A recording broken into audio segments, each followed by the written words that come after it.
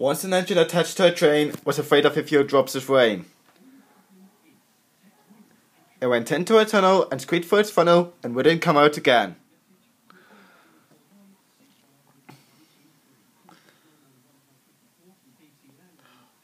What's he doing now? Asked Edward.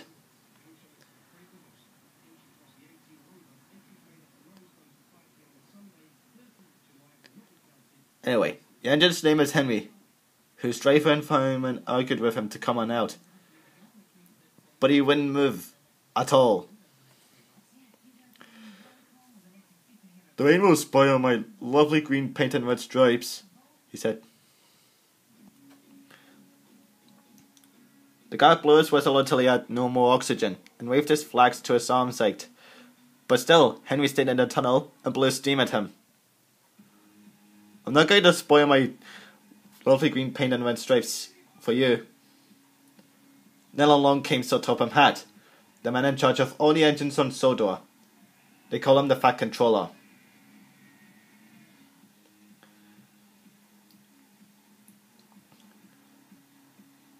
"We will pour you out," said the Fat Controller, but Henry only blew steam at him. "Oh dear," said the Fat Controller. Everyone pulled with the exception of the Fat Controller, because, he said, "my doctors forbidden me to pull." But still, Henry stayed in the tunnel. So they tried pushing from the other end. And the Fat Controller said, 1, 2, 3, push! But once again, he didn't help. At all. "My doctors forbidden me to push," he said. They pushed and pushed and pushed, but still, Henry stayed in the tunnel. Then at last, Thomas had been sent up. The guard waved his red flag, and he stopped. Everyone was arguing with Henry. "Look, it stopped raining," he said. "Yes, but it will begin again soon, no doubt," said Henry. "And what will become of my green paint and red stripes then?" Thomas coupled up to the back of Henry's train and pushed and puffed and puffed and pushed as hard as ever he could. But still, Henry stayed in the tunnel.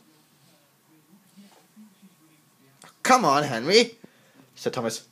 But soon enough, he had no other option than to stop. Eventually, even the Fat Controller gave up. "We shall take away your rails, Henry," he said, "and leave you here until you're ready to come out of the tunnel."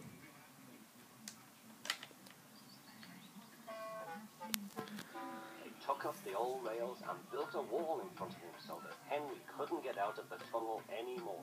And so that other engines wouldn't bump into him.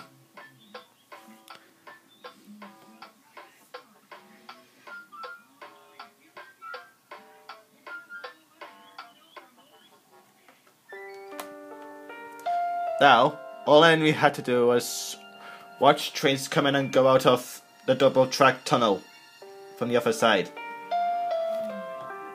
He was very sad because he thought no one would ever see his lovely green paint with red stripes again. Even so, as time went on, Edward and Gordon would often pass by. Edward would say, "Beep beep, hello." And Gordon would say, "Poop poop poop, serves you right." Poor Henry had no steam to answer because his fire had gone out. Such a dirt from the tunnel had spoiled his lovely green paint and red stripes anyway.